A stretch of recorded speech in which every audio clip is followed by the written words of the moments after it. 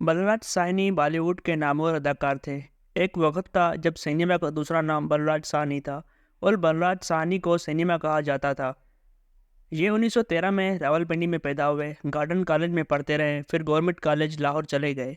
वहाँ से अंग्रेज़ी लिटरेचर में एमए किया, रावलपिंडी वापस आए, शादी की और बेगम को लेकर बंगाल चले गए और राबंद्रनाथ टैगोर की यूनिवर्सिटी शांति निकेतन में अंग्रेज़ी पढ़ाने लगे। महात्मा गांधी से राब्ता हुआ, गांधी जी ने उन्हें लंदन भिजवा दिया और यह बीबीसी में भर्ती हो गए। वहाँ से उनका सदाकारी और अदाकारी का करियर शुरू हो गया और फिर बलराज साहनी ने पीछे मुड़कर नहीं देखा। उनकी फिल्में धरती का लाल, दो बेगा ज़मीन, छोटी बहन, काबलीवाला, वक्त और गरम हवा बरसगीर पाक व हिंद में जदीद सिनेमा की बुनियाद साबित हुई। क़याम पाकिस्तान के बाद उनका ख़ानदान भारत शिफ्ट हो गया। बलराज साहनी 1973 में मुंबई में फौत हुए, लेकिन ये मरने तक रावलपिंडी और लाहौर को याद करते रहे। अदाकारी के अलावा मुसन्नफ़ भी थे। अंग्रेज़ी, हिंदी और उर्दू तीनों ज़बानों में रवानी से लिखते थे और लोग इनकी तहरीरें भी पढ़ते थे। ये 1962 में अपने कैरियर की पीक पर पाकिस्तान दौरे पर आए थे। गवर्नमेंट कॉलेज उनका मेज़बान था। ये 10 अक्टूबर 1962 को लाहौर पहुँचे और उन्होंने रेलवे स्टेशन के प्लेटफार्म पर लेटकर इसकी मिट्टी चूमकर अपने विज़िट का आगाज़ किया। ये पैदल चलकर गवर्नमेंट कॉलेज भी पहुँचे थे।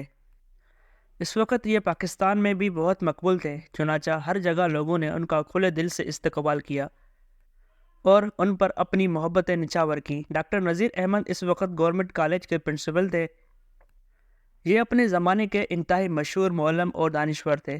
फैज़ अहमद फैज़ जैसे मशायर भी इनके सामने बोलने से पहले उनसे इजाज़त लेते थे। डॉक्टर साहब गवर्नमेंट कॉलेज ही में रहते थे। उन्होंने बलराज साहनी के लिए अपना बेडरूम खाली कर दिया और उन्हें इसमें ठहरा दिया। ये बलराज के लिए एजाज़ की बात थी। बलराज साहनी ने कमरे में जाकर जब अपने सूटकेस खोले और अपने कपड़े लटकाने चाहे तो उसी कमरे में वार्डरोब नहीं मिली। वो कपड़े उठाकर पूरे कमरे में फिरते रहे, मगर डॉक्टर नज़ीर अहमद के बेडरूम में कपड़ों की अलमारी नहीं थी। उन्होंने आखिर में डॉक्टर नज़ीर अहमद से पूछा, सर आप अपने कपड़े कहाँ लटकाते हैं? डॉक्टर नज़ीर अहमद शर्मिंदा होकर बोले, बलराज साहब मैं माफ़ी चाहता हूँ, मेरे कमरे में वार्डरोब नहीं है। बलराज ने दोबारा पूछा, फिर आप अपने कपड़े कहाँ लटकाते हैं? डॉक्टर साहब के जवाब ने भारत के सबसे बड़े अदाकार को हैरान कर दिया। उनका कहना था, यार मेरे पास इतने कपड़े ही नहीं होते कि मैं वार्डरोब की मुसीबत पाल लूँ। ये सुनकर बलराज देर तक उनकी तरफ देखते रहे। क्यों? क्योंकि वो गवर्नमेंट कॉलेज के प्रिंसिपल थे और ये वो इदारा था जिससे पूरे हिंदुस्तान का फैशन शुरू होता था। बलराज साहनी ने तहकीक की तो पता चला डॉक्टर साहब के पास सिर्फ 2 सूट हैं। एक लॉन्ड्री में होता है और दूसरा वो पहन लेते हैं। स्लीपिंग सूट वो बाथरूम में लटकाए रखते हैं। जूता वो 4-5 साल के लिए ख़रीदते हैं। ख़राब हो जाए तो उसकी मरम्मत करा लेते हैं। ज़्यादा ख़राब हो जाए तो मजबूरी में नया ख़रीद लेते हैं और जब तक वो भी मुकम्मल तौर पर जवाब नहीं देता वो इसका इस्तेमाल जारी रखते हैं। ये 1960 की दिहाई में गवर्नमेंट कॉलेज के प्रिंसिपल और मुल्क के बड़े दानिशवर का लाइफ स्टाइल था और वो ऐसे प्रिंसिपल थे जो सदर अयूब खान को भी इम्तिहान के दिनों में कैंपस आने की इजाज़त नहीं देते थे। उन्होंने गवर्नमेंट कॉलेज की 3 इतराफ़ की सड़कों पर हार्न बजाने पर पाबंदी लगाई और यह पाबंदी 30 साल कायम रही थी। लेकिन आप इस शख्स की सादगी देखें, इसके कमरे में वार्डरोब नहीं थी। अब सवाल यह है, क्या डॉक्टर साहब सादगी के सिलसिले के वाहिद मुजद्दिद थे? जी नहीं, दुनिया का बड़ा इंसान और बड़ा माशरा डॉक्टर साहब की तरह सादा होता है। क्यों? क्योंकि सादगी ज़हानत का आखिरी दर्जा होता है। इंसानी ज़हानत के 5 दर्जे होते हैं। पहले दर्जे के इंसानों को स्मार्ट कहा जाता है। दूसरे दर्जे में ज़हीन लोग आते हैं, ये इंटेलिजेंट होते हैं। तीसरे दर्जे में ब्रिलियंट आते हैं। चौथा लेवल जीनियस यानी आइंस्टाइन किस्म के लोग पर मुश्तमिल होता है, जबकि इंसानी ज़हानत का आखिरी दर्जा सादगी होता है। सादगी ज़हानत की पीक होती है। शायद यही वजह है दुनिया के तमाम नबी, औलिया कराम, साइंसदान और बैनुल-अक़वामी लीडर सादा थे। ये छोटे कमरों में इंतहाई ज़रूरत की चीज़ों के साथ ज़िंदगी गुजारते रहे। बड़े माशरे भी सादा होते हैं। मैं इस सिलसिले में जापान, चीन और जर्मनी की मिसाल दूंगा। ये तीनों दुनिया की बड़ी मईशतें हैं, लेकिन इनके लोग इंतहाई सादा और आजिज़ हैं। आप इनसे रास्ता भी पूछेंगे तो ये हाथ जोड़कर आपके सामने खड़े हो जाएंगे। छोटे घरों में रहते हैं और कम से कम वसाइल में ज़िंदगी गुजारते हैं। हमारे शहरों में आज भी लुंडे के कपड़े बिकते हैं। ये कपड़े अमीर मुल्कों की आवाम के गिफ्ट होते हैं। यूरोपियन लोग हर साल अपने फालतू कपड़े एनजीओज़ के हवाले करते हैं और एनजीओज़ उन्हें तीसरी दुनिया के मुल्कों में भिजवा देती है। जापान में सेकंड स्ट्रीट के नाम से स्टोर्स की एक चेन है।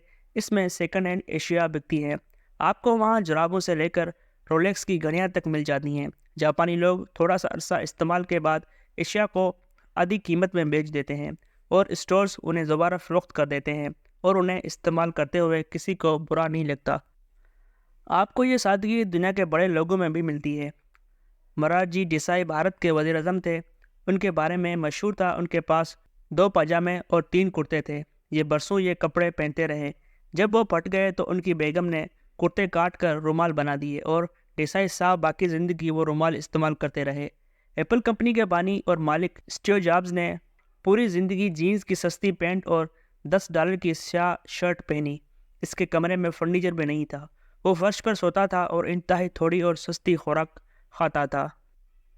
مرنے کے بعد اس کے وارڈروب سے 3 جوتے، 2 پینٹس اور 5 گسی ہوئے سیلولیز شرٹس ملی۔ بل گیٹس کے کپڑے بھی سادہ اور سستے ہوتے ہیں۔ آپ اسے 3 رنگوں کے سستے سوٹ میں دیکھیں گے اور یہ سوٹس بھی برسوں استعمال ہوتے ہیں۔ وارن بفٹ آج بھی پرانے گھر میں رہتا ہے، پرانے سوٹس پہنتا ہے اور $5.5 کا میکڈونلڈ کا برگر کھاتا ہے۔ دنیا کے اس وقت کے امیر ترین شخص ایلون مسک نے اپنی تمام گھر مالیت $134 ملین بیچ دیے ہیں اور اب اس کا کوئی ملکیتی گھر نہیں ہے۔ یہ آفس کے چھوٹے سے کمرے میں رہتا ہے اور اس کا لائف اسٹائل عام مڈل کلاس امریکی سے بھی پست ہے۔ پاکستان کے اندر بھی ایسے بے شمار لوگ ہیں۔ عبدالستار ایدی صاحب نے پوری زندگی مردوں کے جوتے اور کپڑے پہنے۔ ان کی ٹوپی کی مالیت بھی $2 ہوتی تھی، لیکن اس شخص نے دنیا کی سب سے بڑی ایمبولینس سروس بنائی۔ زندہ لوگوں میں سید بابر علی کمال انسان ہیں۔ یہ 97 سال کی عمر میں بھی لمز میں ایسے ڈپارٹمنٹ بنا رہے ہیں جو 10 سال بعد مکمل ہو گئے، لیکن آپ ان کے کپڑے اور جوتے دیکھ لیں، آپ حیران رہ جائیں گے۔ یہ گاڑی بھی سستی استعمال کرتے ہیں۔ سیٹ عابد بھی سادگی کی مثال تھے۔ میں نے انہیں ہمیشہ ایک ہی قسم کی شلوار قمیض میں دیکھا۔ میں نے ان سے ایک بار وجہ پوچھی تو ان کا کہنا تھا، جب 2-3 شلوار قمیضوں میں گزارا ہو سکتا ہے تو پھر مجھے اپنے الماری بھرنے کی کیا ضرورت ہے۔ میں ریڈ فاؤنڈیشن کے بانی محمود صاحب سے بہت متاثر ہوں۔ اس شخص نے ملک میں 400 اسکول اور کالج بنائے۔ اس وقت بھی ان کے اسکولوں میں 1.5 لاکھ طالب علم پڑھ رہے ہیں، مگر آپ اس شخص کی سادگی دیکھیں۔ انہوں نے 30 سال بعد بھی وہی سویٹر پہنا ہوا تھا جو انہوں نے پہلے اسکول کی ابتدا پر پہنا تھا۔ ان سے جب وجہ پوچھی گئی تو ان کا جواب تھا، سویٹر کا کام سردی روکنا ہوتا ہے اور اگر میرا سویٹر یہ کام کر رہا ہے تو پھر مجھے نیا خریدنے کی کیا ضرورت ہے۔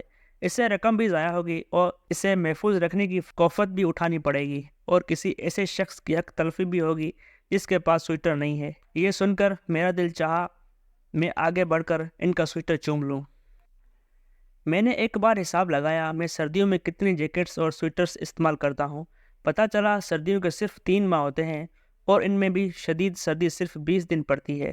میں ان میں صرف 2 جیکٹس پہنتا ہوں، ایک ہلکی سردی کے دوران اور دوسری شدید سردی میں۔ اس کے بعد اگلا سوال تھا، پھر میرے پاس اتنے سویٹر اور جیکٹس کیوں ہیں؟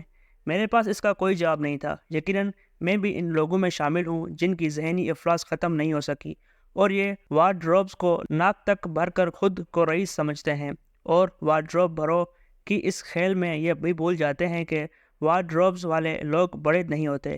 بڑے وہ ہوتے ہیں جن کے کمروں میں ڈاکٹر نذیر احمد صاحب کی طرح وارڈروبز نہیں ہوتے۔ یہ جانتے ہیں ضرورتیں محدود ہوتی ہیں لیکن ہوس کی کوئی حد نہیں ہوتی۔